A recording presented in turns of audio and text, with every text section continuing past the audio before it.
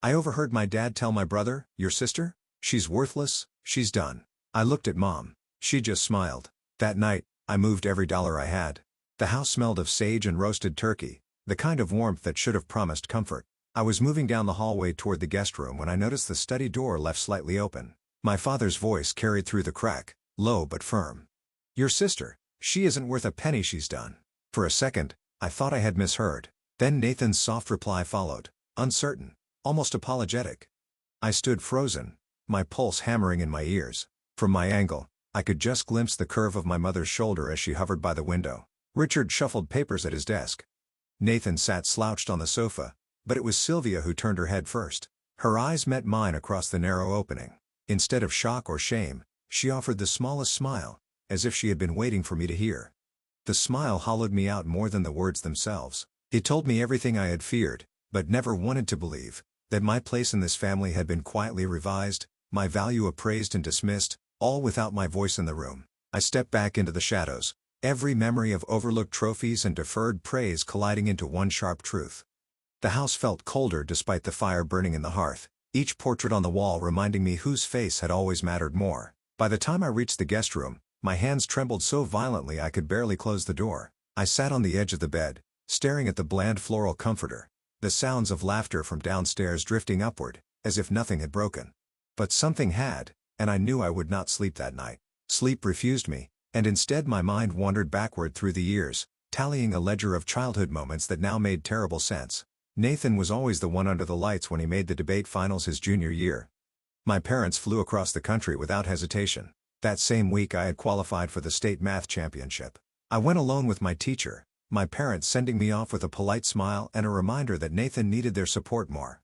"You'll be fine," my mother always said, her tone gentle but dismissive, as if independence had been my natural state rather than a condition imposed by neglect.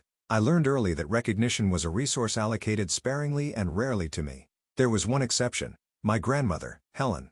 She lived in a small craftsman bungalow across town, a house that smelled of lavender and old books. On weekends, she would spread bank statements across her kitchen table and walk me through the mysteries of compound interest and savings bonds. "Financial independence is freedom," she said more than once, her voice steady, her eyes sharper than anyone gave her credit for.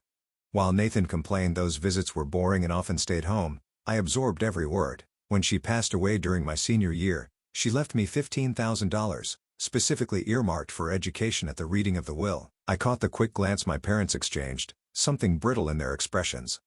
Later, my mother remarked, almost casually, "Your grandmother always favored you," turning what had been a gift into a wedge. That inheritance became my ticket out. Though even then it was reframed as imbalance. Nathan received tuition, housing, and endless allowances. I stretched Helen's gift across scholarships and part-time jobs, learning to live within margins so tight they cut. Lying awake in the guest room now, I realized Helen had done more than give me money. She had handed me tools my parents never intended me to have, the knowledge to stand alone.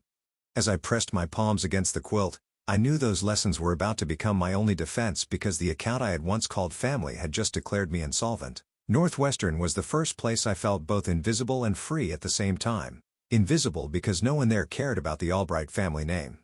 Free because for once I could define myself by numbers on a ledger rather than a role assigned at the dinner table. Helen's inheritance covered my first year's tuition and books. After that, I pieced it together. Scholarships, work-study in the library, tutoring calculus on weekends. I grew accustomed to counting every dollar twice, not out of fear but out of pride. Back home, Nathan had chosen USC. My parents paid the bill in full, justifying the expense with words I could still hear. "He needs the right environment to succeed." His right environment was an apartment near the beach and a new car in the driveway. Mine was a dorm with peeling paint, shifts at the dining hall, and textbooks bought used and resold for cash. After graduation, I moved east to Chicago, taking a position with a financial consulting firm. My apartment in Lincoln Park was barely 700 square feet, but it was mine. Each piece of furniture I bought secondhand and refinished felt like a declaration. I built my life brick by brick. My emergency fund grew slowly, then steadily.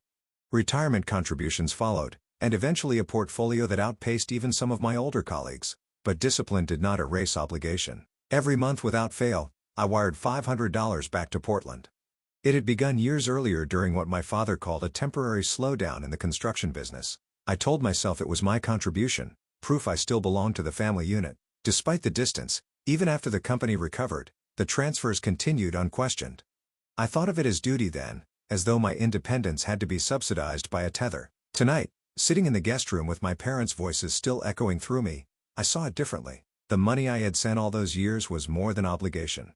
It was fuel for a machine that now claimed I was worth nothing at all. Thanksgiving dinner was meant to be a celebration, but in my family, it always felt more like a stage. The table glowed with crystal glasses and silver polish to perfection, every detail curated by my mother. I had rehearsed how I would tell them how Michael had asked me to marry him, how the ring was exactly what I wanted, simple and chosen with care. I waited for the right moment, but before I could finish the sentence, Nathan cleared his throat and launched into a description of his latest startup idea. My father leaned forward immediately, eyes alight, peppering him with questions about market growth and venture capital. My mother placed her hand over Nathan's and smiled proudly, as though the meal itself had been prepared in honor of his vision. When I tried again, gently mentioning my engagement, the words fell flat. Sylvia glanced at me briefly, her lips curling into that faint smile I had come to know too well.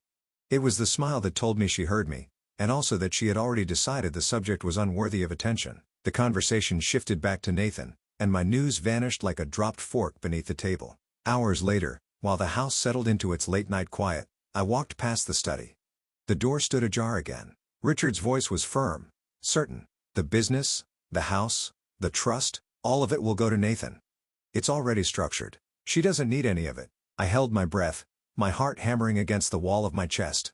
Through the narrow opening I saw Nathan nod, uneasy but silent. My mother stood at the window, her reflection caught in the glass. She turned, saw me there, and met my eyes without surprise, then smiled, the same knowing smile that had silenced me at dinner, before turning back, as though my exclusion had always been part of the plan. I slipped back into the hallway, the echo of her smile burning hotter than my father's words, already knowing I could not let the night end without opening every ledger they had tried to keep hidden. The house was dark except for the dim light in the guest room, where I sat with my laptop balanced on my knees. I should have been sleeping, but every time I closed my eyes, I saw my mother's smile, that quiet confirmation of my erasure. Instead of rest, I opened the folders I had carried across the country, meticulous records I always kept, bank transfers, account summaries, scanned receipts. At first, I told myself I was only reviewing them to distract my mind, but as the hours passed, the story of my life began to unfold in numbers that spoke louder than any holiday toast. Line after line showed the monthly transfers, $1,500 without fail, stretching back nearly 7 years, $42,000 wired faithfully to a family account I now knew had nothing to do with temporary slowdowns. I scrolled further and froze when I saw another entry. $8,000 pulled directly from the inheritance Helen had left me. The account had been drained 3 years earlier, disguised as a family investment. I traced it to Nathan's app launch, the one that fizzled before the ink was dry on his glossy business cards. No one had asked me. No one had repaid me. Then came the greater violation. I found loan documents linked to my father's construction company, the guarantor section bearing my name, my credit history, my stability leveraged without my knowledge. I remembered signing a stack of insurance forms one Christmas visit, not realizing what had been slipped inside. The realization chilled me more than the November air seeping through the window. I began typing page after page. I cataloged not just the money, but the moments, the championship I attended alone, the scholarships I fought for, the dinners where Nathan's sketches or ideas eclipsed my every accomplishment. 7 pages in total, a record of a lifetime's imbalance. It wasn't for them. It was for me, proof that I hadn't imagined it, evidence that could withstand the denials I knew were coming. By the time the first light pressed against the blinds, my hands ached from typing, but my mind was clear. I had tallied the ledger and the balance was final. The only task left was to place it before them. By the time dawn lifted over the hills, I had already brewed a full pot of coffee. The ritual studied me, measured scoops, the hum of the machine, the sharp scent filling the quiet kitchen. I set 4 mugs on the dining table, one for each of us, and laid the folders beside them like place cards at a banquet no one had wanted. Richard was the first to appear, drawn by the smell. His eyes flicked from the mugs to my face, then to the neat stack of papers. He knew it was no ordinary breakfast. Without waiting for him to speak, I gestured to his seat. "Sit down. There are things we need to discuss." Sylvia entered moments later, still immaculate in her morning clothes, a faint trace of perfume trailing her. Nathan stumbled in last, hair mussed, rubbing sleep from his eyes.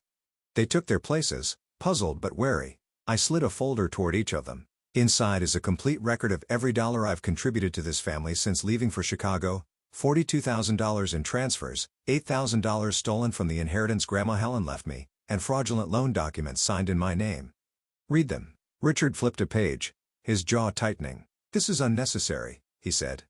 Business is complicated. Families help one another. Help doesn't involve forgery, I answered, my voice steady, calm, the tone I used in boardrooms. Sylvia reached for her mug, fingers trembling slightly. Karen, darling, you're overreacting. We've always supported you in our way. Think of everything we've done. Your education, your opportunities. My education was paid for with scholarships and jobs. My opportunities, I carved myself. What you've done is siphoned my resources while telling me I didn't matter. Nathan sat silent, staring at the papers, lips parted but no words coming. I let the weight of the evidence press into the silence. Finally, I pushed my chair back and stood.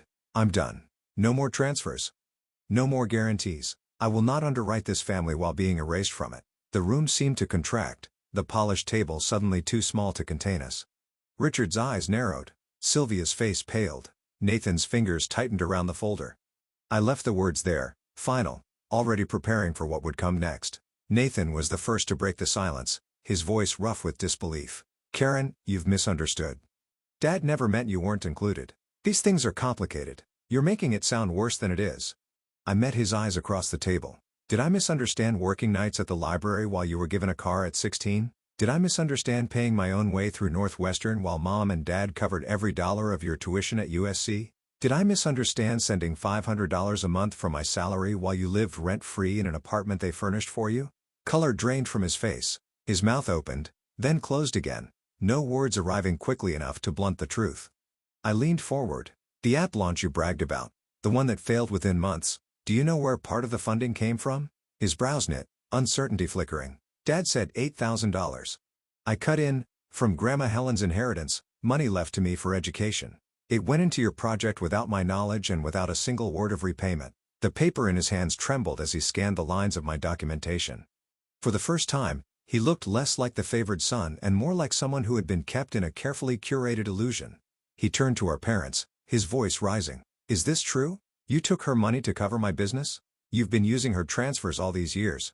Sylvia started to answer, smoothing her tone into reason, but Richard's sharp glance silenced her. The look only confirmed what Nathan already suspected. His shoulders sagged, confusion giving way to something closer to shame.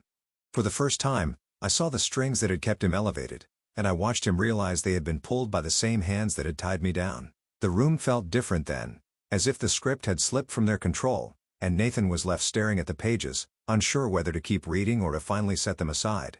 After the confrontation, the house seemed to close in on me.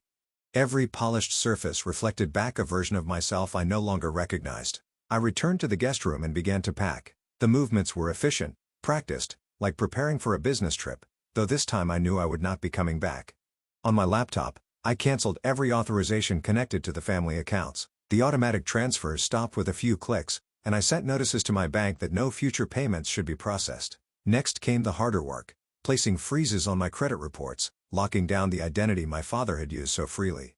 My firm's legal department responded within the hour to my encrypted message, confirming they would pursue the fraudulent guarantees tied to my name. With each step, the ties loosened until all that remained were the shadows of them. My suitcase stood ready by the door before dawn.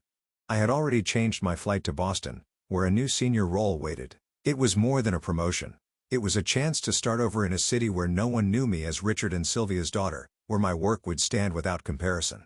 Before I left, I reached into my bag for the one item I had carried quietly all these years, the brass key to Helen's Craftsman house. It no longer opened any lock, but it had always reminded me of safety. I stopped at a small shop near the airport and asked them to engrave a single word across its worn surface: boundaries. When I boarded the plane, the key rested in my palm, warm from my grip, a final inheritance not of money, but of meaning. As the wheels lifted from Portland's runway, I understood that my life was no longer collateral for anyone else's debts. Months passed before the first message arrived. Sylvia's email dripped with sentiment, weaving childhood memories into pleas for understanding. She reminded me of holidays past, of meals prepared and sacrifices supposedly made, though each line carried the unmistakable weight of guilt. I read it twice, then answered with 3 sentences: acknowledgement of receipt, clarification that I was well, and a reminder that future correspondence should be limited to matters requiring documentation. Richard reached out soon after, though his tone was strictly professional. He introduced me as a trusted consultant in letters to his business partners, as though attaching my name might salvage the credibility he had lost. I redirected each inquiry to my firm's general line, ensuring he received nothing more than the same automated courtesy extended to any other client. The distance was firm, and I held it. Nathan's call came later. Hesitant at first, he didn't dress his words in excuses. Instead, he admitted what I had long suspected, that he had leaned on their support without asking where it came from, that he had accepted the advantages as natural. "I thought I needed them," he said quietly, "but I think I just didn't know how to stand without the scaffolding." His voice carried no demand, only recognition. For the first time, I believed he might learn to carry his own weight. In Boston, I built something Helen would have recognized. I established a scholarship in her name, dedicated to teaching young women in Oregon the very lessons she once laid across her kitchen table. Applications filled my inbox, students eager to understand budgeting, credit, independence. Each story reminded me that her legacy had never been the money, but the knowledge she gave freely. The past still pressed against me at times, but it no longer dictated my balance sheet. I was investing in futures that saw worth where mine once had been denied, and preparing for the day I would finally hang Helen's key on my own wall. My apartment in Boston overlooked the Charles River, the water shifting gold under the late afternoon sun. On the wall above my desk hung a simple frame, and inside it the brass key Helen once pressed into my palm. The engraving glinted faintly in the light. Boundaries. It had become more than a relic. It was a compass, a reminder that the locks I chose mattered more than the doors closed to me. When Michael and I married, the ceremony was small, held in a hall lined with windows that opened onto the harbor. Friends stood with us, colleagues who knew me not as someone's daughter, but as someone whose work mattered. Nathan came alone, his suit ill-fitting, his expression subdued. He offered a quiet congratulations and no defense of the people who stayed away. That silence was its own kind of reckoning. The absence of Richard and Sylvia did not hollow the day. Instead, it confirmed what I had come to understand.